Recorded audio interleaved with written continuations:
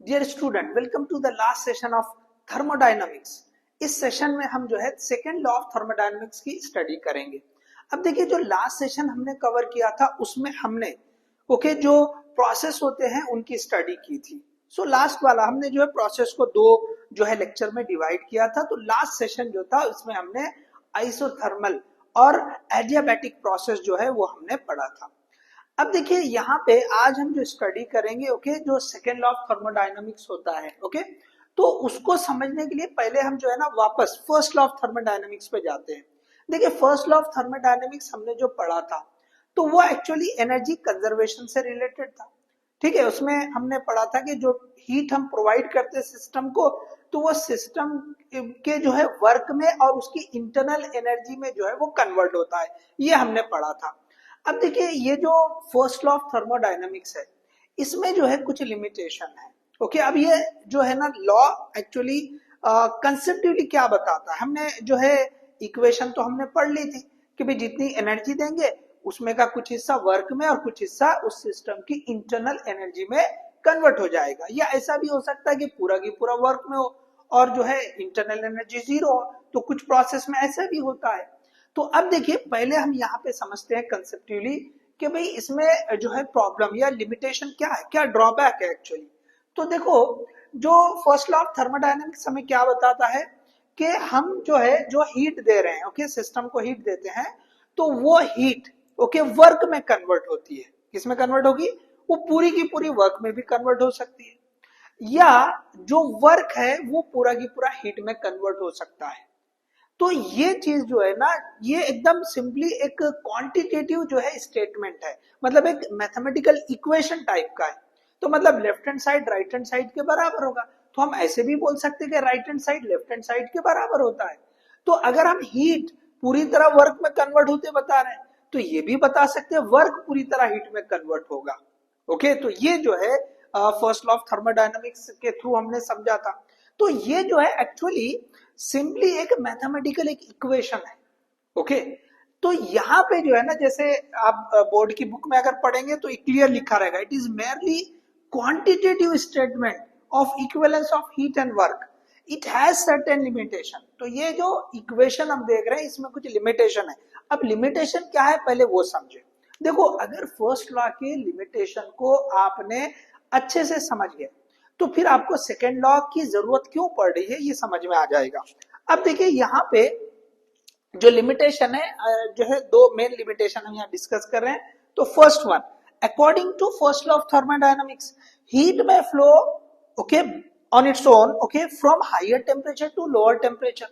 क्या बता रहे हैं कि हीट जो है हायर टेम्परेचर से लोअर टेम्परेचर की तरफ फ्लो होती है। इसी तरह साथ में और क्या मेंशन किया, देखिए, and it can also flow from lower temperature to higher temperature.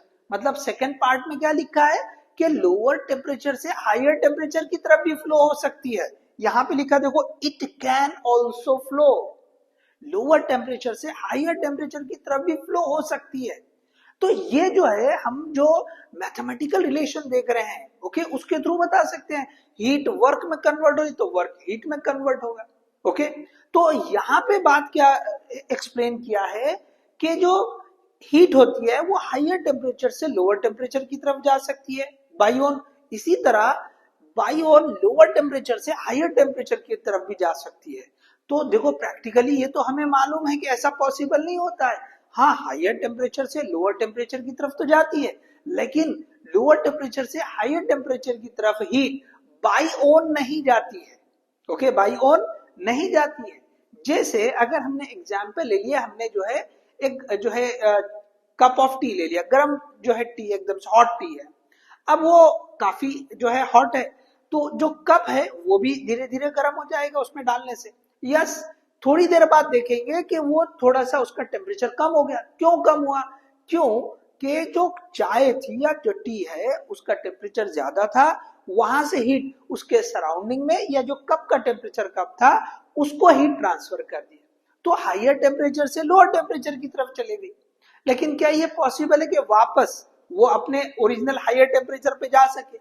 Heat जो है लोअर टेम्परेचर से उसको और हायर टेम्परेचर की तरफ लेके जाए, तो ये पॉसिबल नहीं। तो हम प्रैक्टिकली देखते हैं कि जो भी जो हम देखते हैं कि गर्म चीज जो है वो ठंडी हो जाती है थोड़ी देर बाद इन्वायरमेंट के हिसाब से। अगर हम हमारा नॉर्मल सिचुएशन कंडीशन देखेंगे इन्वायरमेंटल, तो उसमें हम देखते हैं कि जो हॉट बॉडीज होती है वो थोड़ी देर बाद जो इन्वायरमेंट का टेम्परेचर होता है ओके, वो थर्मल इक्विलिब्रियम में आ जाते हैं। थर्मल इक्विलिब्रियम में आ गए तो फिर हीट ट्रांसफर होना बंद हो जाएगी, क्योंकि दोनों का टेम्परेचर सेम हो जाएगा। तो यहाँ पे जो दूसरा पार्ट बताया था कि लोअर टेम्परेचर से हायर टेम्परेचर की तरफ हीट फ्लो हो सकती है, ये जो है अकॉर्डिंग टू फर्स्ट लॉ हो रहा है। क्यों? तो इक्वेशन लिखी है, समझे, इक्वेशन के थ्रू हो रहे, तो वो जो है प्रैक्टिकली पॉसिबल नहीं होता, तो ये लिमिटेशन हो गया।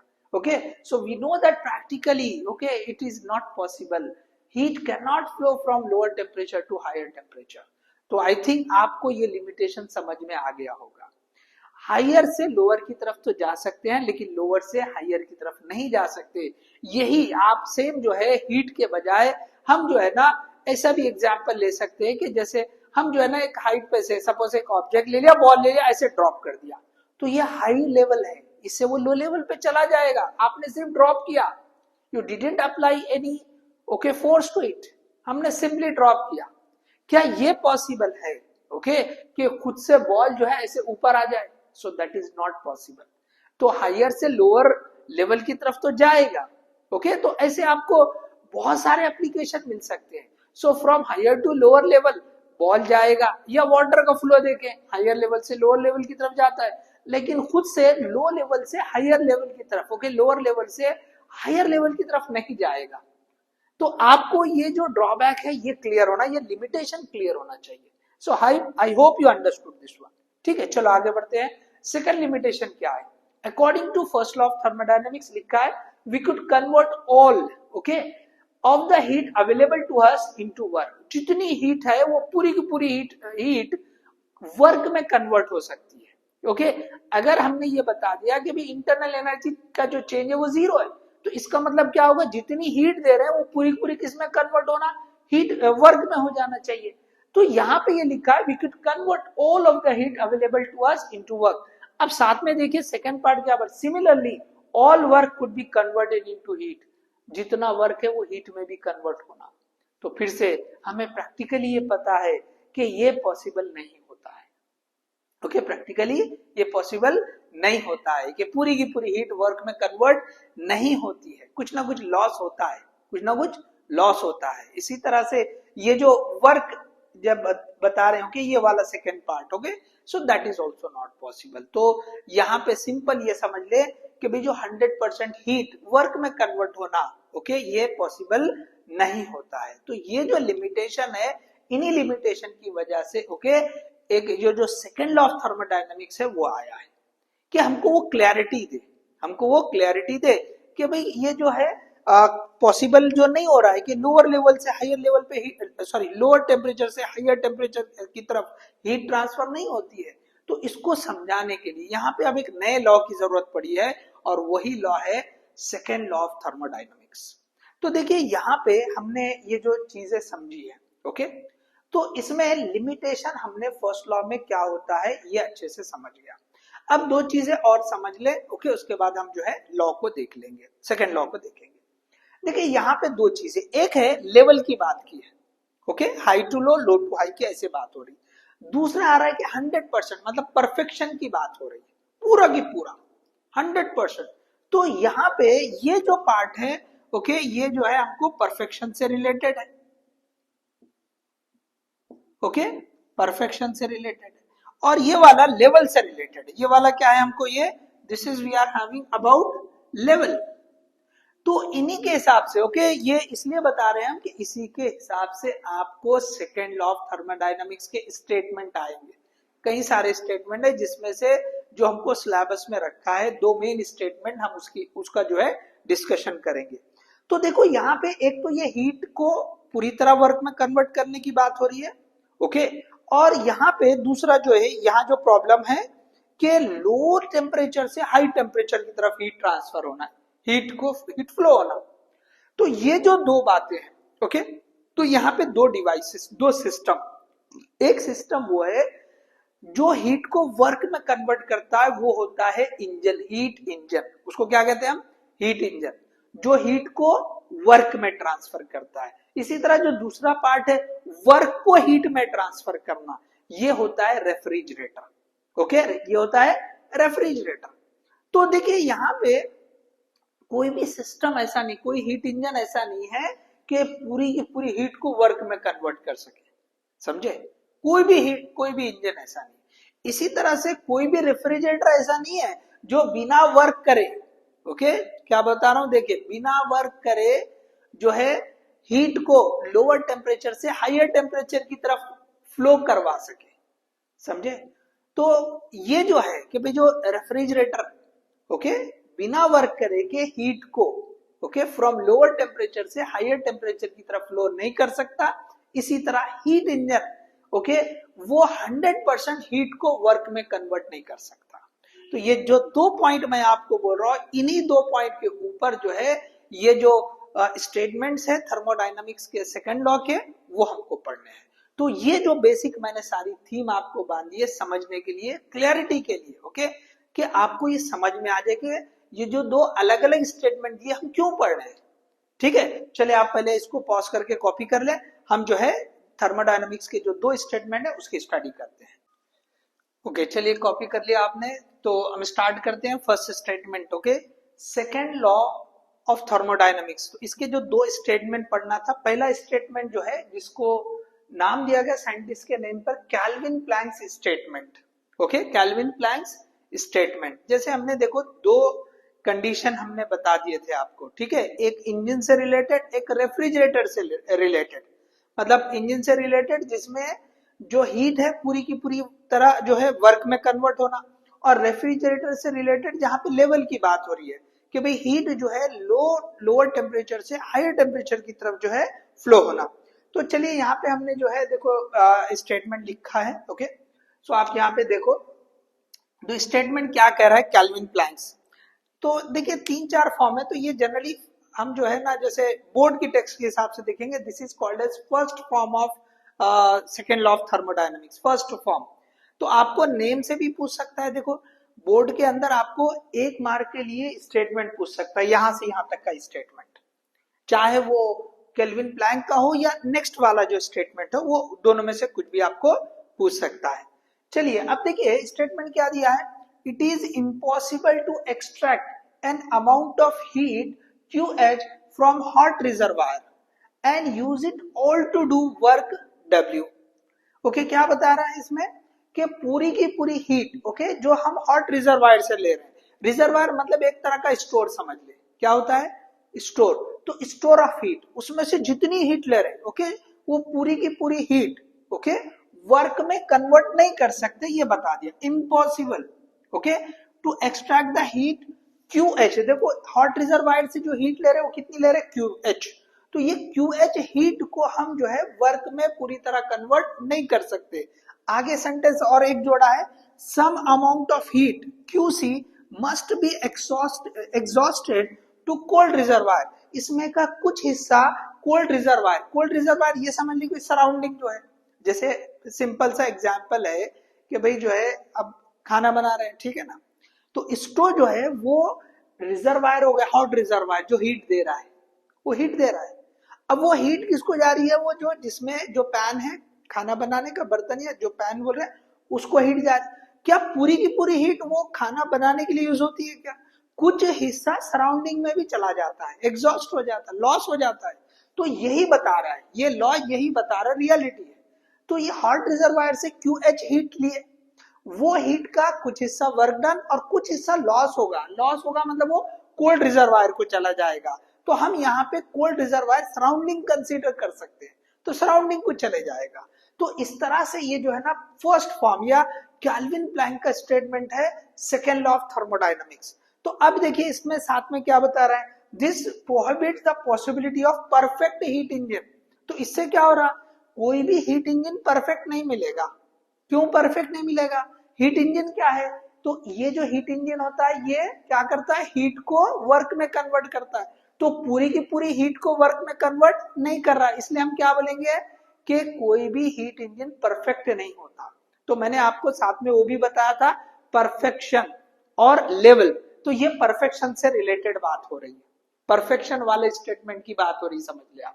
तो यहाँ पे ये जो लिखा है, this provides the possibility of perfect heat engine. Perfect heat engine नहीं बन सकता है, ठीक है। चलो आगे क्या लिखा है, it is also called as engine law. ये जो लॉ है, ये जो स्टेटमेंट है थर्मोडायनामिक्स के सेकेंड लॉ का, जो कैल्विन प्लैंक ने दिया है, इसको क्या कहते हैं, और इंजन लॉ भी कहते हैं, या दूसरा और एक नाम है engine statement of second law of thermodynamics. Engine statement of second law of thermodynamics भी हम कह सकते हैं। इंजन लॉ बोल दीजिए, या engine statement of second law of thermodynamics बोलिए, या Kelvin Planck statement of second law of thermodynamics. तो कई सारे नाम इसमें इसके आ चुके हैं। अब देखिए यहाँ पे एक छोटा सा डायग्राम जो टेक्स्ट में दे रखा है वो मैंने बनाया है, ओके, सिंपल समझने के लिए। ये हॉट रिजर्वायर है जहां से हमको हीट मिल रही है। तो कितनी हीट ली है हमने, QH हीट ली है, ओके। तो अब ये इंजन है, समझ ले, ठीक है ना, इंजन को दे रहे हैं, यहाँ पे ये इंजन को दे रहे हैं। तो ये क्या करेगा, इस हीट का कुछ हिस्सा, यहाँ पे ये इंजन है समझ ले, इसमें का हिस्सा कुछ जो है वर्क में कन्वर्ट कर देगा, और बचा हुआ हिस्सा कहाँ जाएगा, कोल्ड रिजर्वायर को, ओके, कहाँ जाएगा, कोल्ड रिजर्वायर को। तो ये जो है हम इस तरह से इसको लिख सकते हैं। चले, अगर हमको वर्क डन के लिए फॉर्मूला लिखना है तो वर्क डन क्या हो जाएगा, QH माइनस QC। क्या लिख सकते हैं हम, QH माइनस QC लिख सकते हैं। इसी तरह अगर इफिशियंसी की बात करेंगे तो इफिशियंसी विल बी, आउटपुट क्या मिल रहा है हमको, वर्क डन मिल रहा है, तो वर्क डन, इनपुट क्या है, तो QH है। तो आप यहाँ पे इसको इस तरह से लिख सकते हैं, QH minus QC divide by QH, और परसेंटेज में हो ना तो आप 100 से मल्टीप्लाई कर लें, ओके, ये 100 से हमने मल्टीप्लाई कर लिया, ठीक है।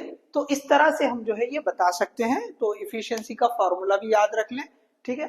तो ये जो है आपको जो फर्स्ट स्टेटमेंट है, फर्स्ट फॉर्म है सेकेंड लॉ ऑफ थर्मोडायनामिक्स का, वो हमने देख लिया है। तो सबको क्लियर है। यहाँ पे सिंपली एक लाइन में अगर बोलेंगे तो जो हीट है वो पूरी की पूरी वर्क में कन्वर्ट नहीं होती है, कुछ हिस्सा हीट का ओके लॉस हो जाता है। So this is we are having first form of second law of thermodynamics. नाम याद रखें, कैल्विन प्लैंक स्टेटमेंट। दूसरा भी याद रखें, ये इंजन से रिलेटेड है, ठीक है। चले आप कॉपी करें, ओके, पॉज करके आप कॉपी कर लें, ओके, चलिए कॉपी कर लिया। अच्छा, एक स्टेटमेंट यहाँ पे, एक सेंटेंस और जोड़ते हैं यहाँ पे। सपोज देखिए ये यहाँ पे, ये थोड़ा सा मैं यहाँ पे जो है ना ये बाइफर्केशन करता हूँ। ये जो इफिशियंसी है दैट इज इक्वल टू, अब देखिए ये QH है ना, ये LCM की तरह इसको आप थोड़ा ये टर्म को सेपरेट कर लो, ये टर्म्स को, तो ये हो जाएगा QH बाई QH। तो मैं यहाँ डायरेक्टली लिखता हूँ, this will become 1 minus QC by QH into 100। तो आप ये वाला याद रखिए, ये वाला याद रखिए। चले आप कॉपी कर लें, ओके, हम सेकेंड स्टेटमेंट की तरफ जाते हैं। ओके, चलिए कॉपी कर लिया आपने, ओके। सो अब आते हैं हम सेकेंड स्टेटमेंट पे, ओके, या second form of thermodynamics second law statement, okay. देखो फर्स्ट फॉर्म किसको बोला जाता है, कैल्विन प्लैंक को। सेकेंड फॉर्म ऑफ स्टेटमेंट किसको बोला जाता है, तो क्लॉसियस स्टेटमेंट, ओके। ये भी जो है साइंटिस्ट है, उनके ऑनर में जो है स्टेटमेंट दिया गया है, ओके, नाम। तो अब इन्होंने क्या स्टेटमेंट दिया है, क्लॉसियस ने क्या स्टेटमेंट दिया है, देखिए सेकेंड लॉ ऑफ थर्मोडायनामिक्स का। अब ये वाला तो पहला पार्ट हमने देख लिया, that is related with the engine और या परफेक्शन से रिलेटेड था। अब ये सेकेंड वाला पार्ट किससे रिलेटेड है, लेवल से रिलेटेड। हमने देखा था भाई हाई से लो या लो से हाई वाला, ये जो रहेगा। तो हम यहाँ पे देखो पहले स्टेटमेंट पढ़ लेते हैं, उसमें क्या मेंशन किया, it is not possible for heat to flow from colder body to warmer body without any work have been done to accomplish this flow, okay। अगर हमको कोल्डर बॉडी से वार्मर बॉडी की तरफ हीट को flow कराना है तो बिना वर्क किए के ये पॉसिबल नहीं है। ये जो है क्लॉसियस ने स्टेटमेंट दिया। इसका सिंपल सा मतलब जो है कि भाई लिखा कि भाई जो स्पॉन्टेनियस फ्लो होता है कि भाई हायर से लोअर की तरफ होता है, लोअर से हायर की तरफ स्पॉन्टेनियस जो एनर्जी का फ्लो है वो पॉसिबल नहीं है। ये यहाँ पे फिर से जो है स्टेटमेंट में लिखा है। तो अब इससे क्या हो रहा है, यहाँ पे लिखा है देखो एक और चीज, this rules out the possibility of perfect refrigerator. देखो पिछले वाले सेंटेंस में हमने परफेक्ट इंजन, हीट इंजन की बात की। परफेक्ट हीट इंजन मतलब कि पूरी की पूरी हीट वर्क में कन्वर्ट होना। सो सेकेंड लॉ के अकॉर्डिंग ये पॉसिबल नहीं है। वो इफिशियंसी को सेकेंड लॉ की वजह से रिस्ट्रिक्शन आ गई कि पूरी हीट वर्क में कन्वर्ट नहीं हो रही। तो यहां पर भी यही बता रहा है कि परफेक्ट रेफ्रिजरेटर नहीं मिलेगा। ओके, परफेक्ट रेफ्रिजरेटर नहीं मिलेगा। परफेक्ट रेफ्रिजरेटर किसको बोलेंगे? जो वर्क करे बगैर, ओके, विदाउट एनी वर्क, अगर वो कोल्डर बॉडी से हीट को हॉट बॉडी की तरफ या वार्मर बॉडी की तरफ फ्लो कर सके, तो उसको बोलेंगे हम परफेक्ट रेफ्रिजरेटर। तो ये जो है पॉसिबल नहीं है। यहाँ पे जो है ना, ये परफेक्ट रेफ्रिजरेटर को second law of thermodynamics rule out कर देता है। ओके, हमको परफेक्ट रेफ्रिजरेटर नहीं मिलने वाला। तो क्या बता रहा है? अच्छा, एक और चीज साथ में, आपको रेफ्रिजरेटर के जैसे और भी कुछ जो है सिस्टम्स होते हैं, जैसे एयर कंडीशन है, हीट पंप्स है। ओके, तो इनके लिए भी यही स्टेटमेंट चलेगा। जो स्टेटमेंट रेफ्रिजरेटर के लिए है वही स्टेटमेंट एयर कंडीशन और हीट पंप के लिए भी रहेगा। अब देखिए यहाँ पे आगे अगर हम पढ़ते हैं, इसके जो दूसरे नाम है, जैसे हमने केल्विन प्लैंक के लिए पढ़ा था कि भी इंजन लॉ, या जो है हमने engine statement of second law of thermodynamics. तो ऐसे ही यहाँ पर ये जो क्लॉसियस का स्टेटमेंट है, इसको रेफ्रिजरेटर लॉ, देखो यहाँ पे लिखा है ये ऐसे, रेफ्रिजरेटर लॉ या फिर refrigerator statement of second law of thermodynamics, ऐसा भी कह सकते हैं। तो ये तो हमने उसके अल्टरनेट नेम क्या हो सकते हैं वो देख लिया। अब देखो रेफ्रिजरेटर हम बोल रहे हैं बार बार, तो ये क्या करता है? तो ये वर्क को हीट में कन्वर्ट करता है। जैसे हीट इंजन हीट को वर्क में कन्वर्ट करता है, इसका उल्टा वर्क को हीट में कौन कन्वर्ट करता है? तो रेफ्रिजरेटर। तो थोड़ा सा आप याद रहे, इसके लिए मैंने यहाँ पे लिख भी दिया है। अब देखिए यहाँ पे अब क्या करना है कि भाई हमको कोल्डर बॉडी से हीट को वार्मर बॉडी की तरफ फ्लो करना है, तो यहाँ पे वर्क करना पड़ेगा। तो देखो यहाँ पे ये वर्क, ओके, सिस्टम के ऊपर वर्क हो रहा है। तो ये कोल्ड रिजर्वायर, इसमें से ये हीट को निकाला जा रहा है। तो कितनी हीट निकाली जा रही है? क्यूसी। तो ये आउटपुट हो गया। क्यूसी क्या बन गया? आउटपुट। ये हीट उसमें से कितनी निकाली गई? ओके, कोल्डर बॉडी से कितनी हीट निकाली गई, दैट इज क्यूसी। तो किस बेसिस पे निकाले? तो ये वर्क करने से निकाले। ओके, वर्क करने। तो इनपुट क्या दिया आपने? वर्क दिया। आउटपुट क्या है? क्यूसी। अब ये दोनों मिलके क्या हो रहे हैं? ये हीट कहाँ जाती है? तो सराउंडिंग को चले जाती है, जिसको हम हॉट रिजर्वायर बोल रहे हैं। ओके, ये वाले केस में सराउंडिंग क्या है? हॉट रिजर्वायर है। हमने पिछले केस में एग्जाम्पल पढ़ा था, तो हमने जो सराउंडिंग थी उसको हमने कोल्ड रिजर्वायर कंसीडर किया था। अब यहाँ पे उल्टा है। तो ये जो हीट निकालेंगे तो कहाँ जाती है? वो सराउंडिंग में जाती है। जैसे सिंपल, अगर आप देखें रेफ्रिजरेटर के बैक साइड में देखें, थोड़े से जो पहले के पुराने जो रेफ्रिजरेटर है उसमें तो पीछे देखो एक जो है ना नेट, जाली की तरह कुछ आता है, ठीक है ना। तो अगर हम वहां करीब में हाथ लेके जाएंगे तो आपको वहां पे हॉट लगेगा। क्यों? तो अंदर की हीट निकाल के बाहर फेंकी जा रही है, समझे ना। वर्क किया जा रहा है, अंदर की जो हीट है वो उसको निकाल कर बाहर कर दे रहे। तो अंदर जो टेम्परेचर है रेफ्रिजरेटर में और कम होते चले जा रहे हैं, क्योंकि अंदर से हीट निकाल रहे हैं, ठीक है।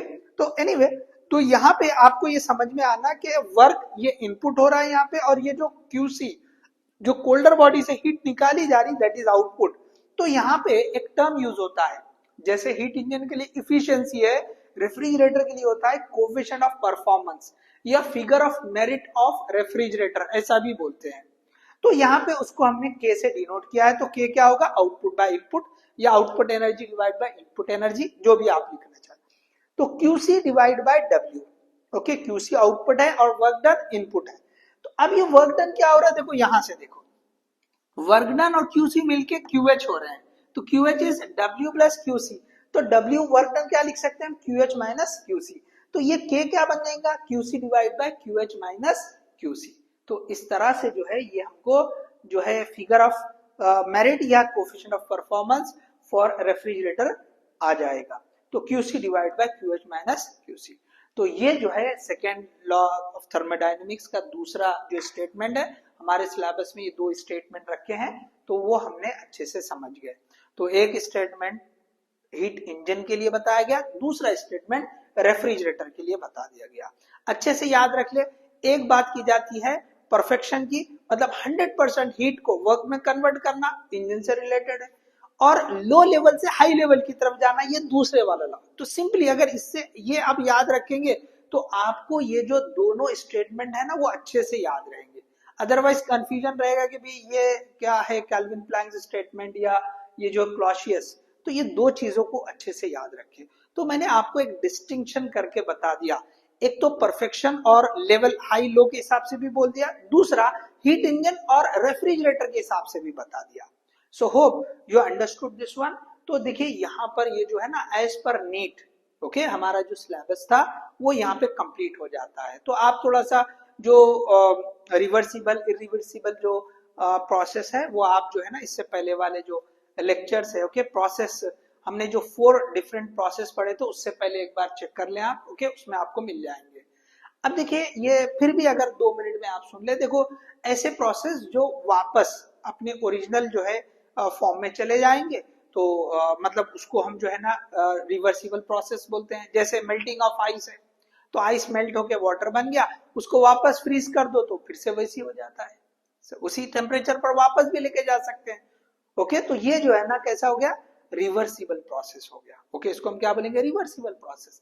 इसी तरह से स्टीम और कंडेंसेशन को भी आप बता सकते हैं कि भैया रिवर्सिबल प्रोसेस है। इरिवर्सिबल कौन से है, तो जैसे जो है देखिए कैंडल को आप जला रहे हैं तो कैंडल जल रही है, अब ये वापस नहीं होने वाला ओके, वापस कैंडल बनने वाली नहीं है ओके, जल गई सो दैट इज इरिवर्सिबल।